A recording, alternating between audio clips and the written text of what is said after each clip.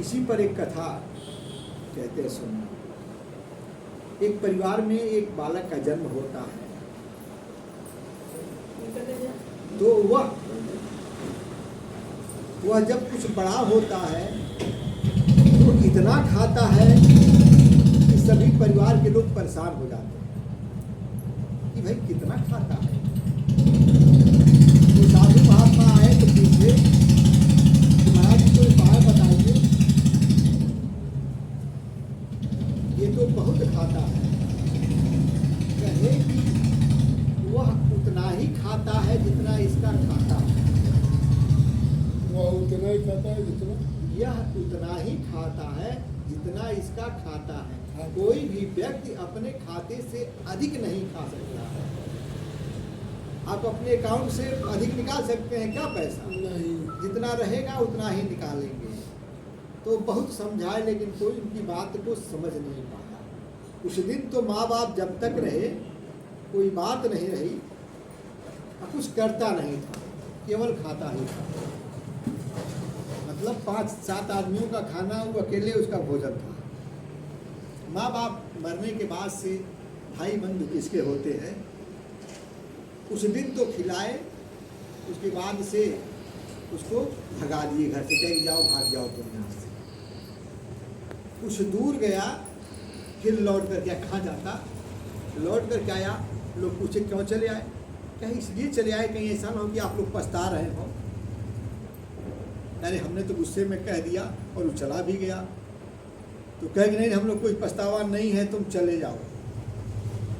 अब मरता क्या न करता, वो चला गांव के बाहर गया, कुछ दूर तक देखा एक मंदिर के बाहर एक तिलक लगाए साधु भेष में कोई बैठे थे। कहे महाराज जी कौन है आप? कहे कि इस मंदिर का मैं सेवक हूँ। अच्छा महंत है आप? तब तक 2 और मोटे मोटे महंत जी भी खूब मोटे चौड़े थे। कहे कि लगता है कि खाते पीते लोग हैं। तो तब तक 2 अंदर से और आए। कहे महाराज जी ये कौन लोग हैं? तो ये सेवक है, ये भी पुजारी हैं। कि महाराज जी करते क्या है? कहे कुछ नहीं, बस राम नाम जपते हैं और भंडारा चलता है। कहे महाराज जी कितना भंडारा होता है? कहे 5 पंगति लगती है। कहे अच्छा महाराज जी हम 5 पंगति में यदि बैठे रह जाए तो कोई हर्जा तो नहीं है? तो मन जी सोचे कि लगता है कि बहुत खाता पीता है। क्या ठीक कोई बात नहीं। कहा अच्छा हमको अपना शिष्य बना लीजिए। क्या ठीक है। कहे करना क्या होगा? कहे कुछ नहीं करना होगा, तुमको राम नाम करना होगा, अब भंडारे में भोजन प्रसाद जो है पाना होगा। ठीक है, तब तो बहुत बढ़िया काम है भाई। लग गया, चलता रहा। एक दिन उठा देखा कि आज बड़ा सुनसान है एकदम। कहीं न भंडारे में चहल पहल है, न कोई सब्जी उब्जी काट रहा है, न कोई आटा सान रहा है, न कोई आग जला रहा है, न कोई कुछ। सब सीताराम सीताराम कर रहे हैं बैठे। कहे महंत जी आज कोई भंडारे में हलचल नहीं है, क्या बात है? कहे कि आज नहीं पता, हमने तुमको बताना भूल गए। आज एकादशी है, आज यहाँ भोजन नहीं बनता। आज एकादशी के दिन अन्न नहीं ग्रहण किया जाता। तो तुमको भी एकादशी रहना होगा, चूंकि शिष्य बन गए हो। कहा महाराज जी आज यदि हम एकादशी रह गए तो कल द्वादशी नहीं देख पाऊंगा। आज मेरे एकादशी आप करा दिए तो कल जय राम नाम सत्य हो जाएगा, कल हम द्वादशी देख ही नहीं पाएंगे। क्या इतना भूखे रहते हो? तो खैर ऐसा एक उपाय करो, यहाँ तो नहीं बना सकते लेकिन हम तुमको आटा घी आलो राम रस घी दे देंगे। तुम जा करके उस बगल में तालाब के किनारे, नदी के किनारे पेड़ के नीचे अपना बना लेना। मरता क्या न करता। कहे महाराज जी ठीक है, कुछ तो करना ही पड़ेगा। तो दे दिए। अंदर पुजारी से बोले कि थोड़ा सा बढ़ा के दे देना, ज़्यादा खाता है। लेकर के चला तो महंत जी कहे देखो बना तो लेना लेकिन बिना भोग लगाए मत खाना। कहा ठीक है महाराज जी, अपना किस तरह से बनाया रोटी वोटी बना करके जब खाने बैठे तब तक याद आ गया कि बाबा जी तो कहें कि भोग लगाए मत खाना, तो लेकर के बैठ गया, लगा भगवान को पुकारने, तो कुछ जानता तो था नहीं कि क्या तरीका है। तो यही भाव में है, मेरे राम आइए प्रभु राम आइए, सूखी रोटी का भोग लगाइए। मेरे राम आइए प्रभु राम आइए, सूखी रोटी का भोग लगाइए, सूखी रोटी का भोग लगाइए। मेरे राम आइए प्रभु राम आइए, सूखी रोटी का भोग लगाइए। कुछ देर भाव में गाता रहा, याद करता रहा, पुकारता रहा। देखा कि नहीं आ रहे हैं तो सोचा कि हाँ तो सूखी रोटी है, हो सकता है कि मंदिर में चले गए हों कि वहाँ तो भोग पकवान छप्पन प्रकार का रहा होगा। कहा कि आप भूल कर रहे हो, वहाँ कुछ नहीं बना है, वहाँ सभी लोग एकादशी है, आकर के खाना हो तो सूखी रोटी यहाँ खा लीजिए, नहीं तो आप भी भूखे रह जाओगे आज, है ना।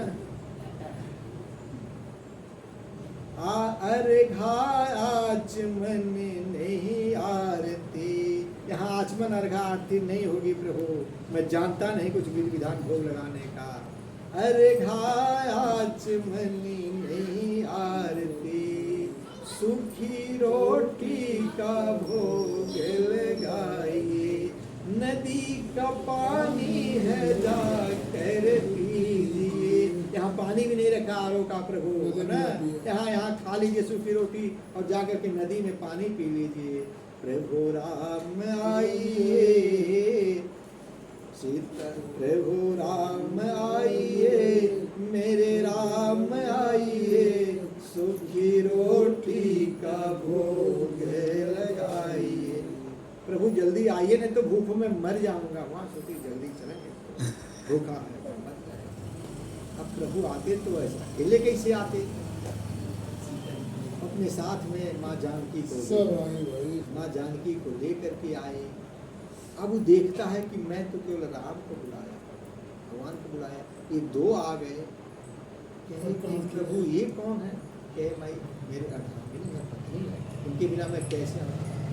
तो उन लोगों की तरफ देखे, उधर भोजन की तरफ देखे, कहा देखने में आप लोग तो बहुत सुंदर हैं, अब पाइए जो होगा तो देखा जाएगा, अब खाइए आप लोग, जो होगा तो देखा। दो एक आदमी तो बनाए हैं सबको लगाने के लिए, तो दो आदमी आ गए, पता नहीं बचे कि ना बचे। तो एक तरफ एक बार उन लोग को देखे, भोजन को देखे, लेकिन आप सही में बहुत सुंदर हैं, आप लोग देख करके मन करता है आइए आप लोग, जो होगा तो भगवान ने पाया, जो कुछ बचा रहा खाया, गया। फिर दिन चलता रहा, बिता 1 महीना, एकादशी आई है। तो जब आने लगा तो बाबा जी कहे कि भाई देखो, कहा देखिए भाई आप एक केवल भगवान को भोग लगाने के लिए कहे, वह तो दो आते हैं लोग, कम पड़ जाता है, बढ़वा करके दे दीजिएगा। तो सोचे कि पेट नहीं भरता होगा, पुजारी से कहे कि थोड़ा सा और दे दिया करो, ले करके आया, बनाया, बना करके लगाया, तो लगा गाने, सीताराम आइए प्रभु राम आइए, मेरे भोजन का भोग लगाइए। सीताराम आइए राधे श्याम आइए, मेरे भोजन का भोग लगाइए। सीताराम आइए, सीताराम आइए, मेरे भोजन का भोग लगाइए। प्रभु कहेगा जल्दी चलो, तो आए लक्ष्मण भैया को भी साथ में लेकर। अब देखा भैया ये तो 3 आ गए। कहे हम तो आप ही 2 को बुलाए, तीसरे कौन है? कहे मेरे भाई हैं। कहे लगे बजे वाले में है कि सगे हैं? कहे नहीं नहीं भाई, ये सगे हैं हमारे। कहे देखने में तो बहुत सुंदर है आप। अब लगा कि जो होगा सो देखा जाएगा। तो अपना आए, फिर चलने लगा। कहाँ रुकिए पहले, अगली बार इतने ही लोग रहेंगे और आएंगे, ये बता कर जाए ताकि हम व्यवस्था किए रहेंगे।